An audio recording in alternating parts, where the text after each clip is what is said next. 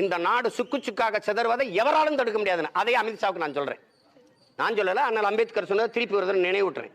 தேவையில்லாத நீங்க வேலையை செய்யறீங்க. நீங்க அவ்வளவு மானத்தின் எதுக்கு இஸ்லாமிய நாடுகள் ஒப்பந்தம் போடுற? எதுக்கு மாட்டுக்கறி ஏற்றுமதி செய்யற? எதுக்கு பால் ஏற்றுமதி செய்யற? எதுக்கு வர்த்தகம் தொழில் பாதுகாப்புல போய் நீங்க எதுக்கு ஒப்பந்தம் போடுறீங்க? பிரான்ஸ்ல போய் எதுக்கு ரஃபேல் விமானம் வாங்குற? எதுக்கு அமெரிக்காவுக்கு போற? எதுக்கு பிரிட்டன் போற? அவ்வளவு தன்மானமுக்க மானமிக்க கொண்டாந்து உன் நாட்டுல செல்ஃப் அப்படியே நில்லு, நான் வரமாட்டேன் அப்படின்னு சொல்லு. கோயிலுக்குள்ள கிறிஸ்தவம் வரக்கூடாது, கோயிலுக்குள்ள இஸ்லாமியம் வரக்கூடாது. ஆனா அவன் நாட்டுக்குள்ள நீ போலாமா? உனக்கு மானம் இல்ல, வெக்கம் இல்ல? அவரவருக்கு ஒரு மத கோட்பாடுகள் இருக்கு, ஒன்னு ஏற்கிறோம். மதம் என்பது, வழிபாடு என்பது, உணவு என்பதும் உடை என்பதும் ஒவ்வொரு மனிதனுடைய தனி உரிமை. அதுல போய் தலையிடக்கூடாது. ஒரு கோட்பாடு தான் உலகம் பூரா நம்ம ஏற்க வேண்டியது. உன் மதம் சிறந்தது, வழிபடு. என் மதமும் சிறந்தது, வழிவிடு. இதுதான் நீங்க பேசணும்.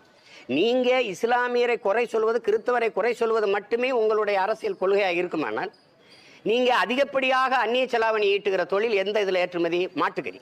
மாட்டுக்கறி ஏற்றுமதி செய்யற நாடுகள் எது? இஸ்லாமிய நாடுகள், கிறிஸ்தவ நாடுகள். அவ்வளவு உனக்கு வெறுப்பு இருந்தால் அவன்கிட்ட வித்து வர்ற காசு எனக்கு வேண்டாம் என்று போராடு. RSS போராடு, பிஜேபி போராடு. எந்த இஸ்லாமிய கிறிஸ்தவ நாட்டுக்கும் பிரதமர் பயணம் செய்யக்கூடாதுன்னு போராடு. நீ நல்ல ஆண்மகன். எல்லா வணிகம், இந்த தொழில், இராணுவம், எல்லா ஒப்பந்தங்களும் அவன்கிட்ட போட்டுக்க வேண்டியது. பல லட்சம் கோடியில கடன் அவன்கிட்ட வாங்கிக்க வேண்டியது.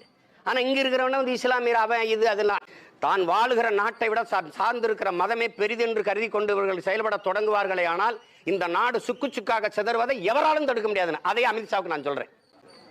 கேவலதை வெறியாயிர போறேன்.